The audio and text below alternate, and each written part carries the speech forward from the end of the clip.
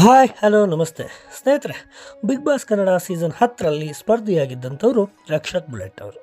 ಶೋನಲ್ಲಿ ಕೆಲವೇ ದಿನಗಳು ಇದ್ದರೂ ಕೂಡ ಅವರು ಸಿಕ್ಕಾಪಟ್ಟೆ ಒಂದು ಮಟ್ಟದಲ್ಲಿ ಸದ್ದು ಮಾಡಿದರು, ಟ್ರೋಲ್ ಆಗಿದ್ದರು. ಬುಲೆಟ್ ಪ್ರಕಾಶ್ ಪುತ್ರನಾಗಿರುವ ರಕ್ಷಕ್ ಅವರು ಕೆಲವು ದಿನಗಳ ಹಿಂದಷ್ಟೇ ಶೀಘ್ರದಲ್ಲಿ ಒಂದು ಗುಡ್ ನ್ಯೂಸನ್ನು ಕೊಡ್ತೀನಿ ಅಂತ ಕೂಡ ಹೇಳಿದರು. ಇದೀಗ ಅದು ನಿಜವಾಗಿದೆ. ಭರ್ಜರಿಯಾದಂಥ ಒಂದು ಸುದ್ದಿಯನ್ನು ರಕ್ಷಕ್ ಅವರು ತಿಳಿಸಿದ್ದಾರೆ. ಹೌದು, ಗುರು ಶಿಷ್ಯರು ಸಿನಿಮಾ ಮೂಲಕ ಸ್ಯಾಂಡಲ್ವುಡ್ಗೆ ಎಂಟ್ರಿ ನೀಡಿದ್ದ ರಕ್ಷಕ್ ಅವರು ಆನಂತರ ಹೆಚ್ಚು ಗಮನ ಸೆಳೆದಿದ್ದು ಟ್ರೋಲ್ಗಳಿಂದ, ವೈರಲ್ ಆಗುತ್ತಿದ್ದ ಅವರ ವಿಡಿಯೋಗಳಿಂದ. ಆ ನಂತರದಲ್ಲಿ ಬಿಗ್ ಬಾಸ್ ಶೋಗೆ ಎಂಟ್ರಿ ಕೊಟ್ಟಿದ್ದರಿಂದ ಕೂಡ ಒಂದಿಷ್ಟು ಸದ್ದನ್ನು ಮಾಡಿದರು. ಶೋನಿಂದ ಹೊರಬಂದ ಮೇಲೆ, ಅಂದರೆ ಬಿಗ್ ಬಾಸ್ ಶೋನಿಂದ ಹೊರಬಂದ ಮೇಲೆ ಸಿನಿಮಾ ರಂಗದಲ್ಲಿ ಹೀರೋ ಆಗುವ ಸೂಚನೆಯನ್ನು ಕೂಡ ಅವರು ಕೊಟ್ಟಿದ್ದರು. ಇದೀಗ ಅದು ನಿಜವಾಗಿದೆ. ತಮ್ಮ ಮೊದಲ ಸಿನಿಮಾದ ಬಗ್ಗೆ ಅವರು ಅಪ್ಡೇಟನ್ನು ನೀಡಿದ್ದಾರೆ.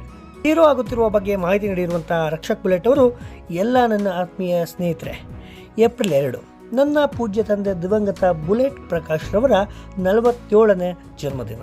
ಇಂದಿನ ವಿಶೇಷ ಅಂದರೆ ನಾನು ನಾಯಕ ನಟನಾಗಿ ನಟಿಸುತ್ತಿರುವ ನನ್ನ ಚೊಚ್ಚಲ ಚಿತ್ರದ ಪೋಸ್ಟರ್ ಬಿಡುಗಡೆ ಮಾಡುತ್ತಿರುವುದು.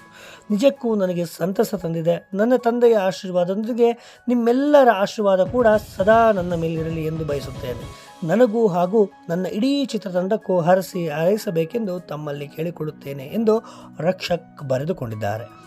ತಮ್ಮ ಹೊಸ ಸಿನಿಮಾದ ಬಗ್ಗೆ ಮಾಹಿತಿ ನೀಡಿರುವ ರಕ್ಷಕ್ ಬುಲೆಟ್ ಒಂದು ಪೋಸ್ಟರನ್ನು ಕೂಡ ಶೇರ್ ಮಾಡಿದ್ದಾರೆ. ಅದನ್ನು ಗಮನಿಸಿದವರಿಗೆ ಇದೊಂದು ಪಕ್ಕಾ ಮಾಸ್ ಕಮರ್ಷಿಯಲ್ ಸಿನಿಮಾ ಎಂಬುದು ಮೇಲ್ನೋಟಕ್ಕೆ ಗೊತ್ತಾಗ್ತಾ ಇದೆ. ಅಲ್ಲದೆ ಈ ಚಿತ್ರಕ್ಕೆ ಇನ್ನೂ ಟೈಟಲ್ ಇಟ್ಟಿಲ್ಲ. ಸದ್ಯಕ್ಕೆ RB1 ಎಂದು ಶೀರ್ಷಿಕೆ ಇಡಲಾಗಿದೆ. ಪೋಸ್ಟರ್ನಲ್ಲಿ ಲಾಂಗ್ ಜೊತೆಗೆ ಒಂದಷ್ಟು ಪಂಚಿಂಗ್ ಡೈಲಾಗ್ಗಳು ಕೂಡ ಇವೆ. ಮಚ್ಚ ಏರಿಯಾದಲ್ಲಿ ಕಣ್ಮುಂದೆ ಬೇಜಾನ್ ಗಾಡಿಗಳು ಸೌಂಡ್ ಮಾಡ್ತವೆ. ಆದರೆ ಸೌಂಡ್ ಕೇಳ್ತಿದ್ದಂಗೆ ಇದೇ ಗಾಡಿ ಅಂತ ಹೇಳೋದು ಒಂದನ್ನೇ, ಬುಲೆಟ್. ಇನ್ಮುಂದೆ ನಂದೇ ರೌಂಡು, ನಂದೇ ಸೌಂಡು.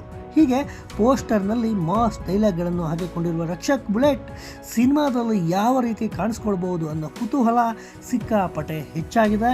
ಈ ಬಗ್ಗೆ ನೀವೇನಂತೀರಾ? ನಿಮ್ಮ ಅಭಿಪ್ರಾಯ ಏನು? ಕಾಮೆಂಟ್ ಮಾಡಿ.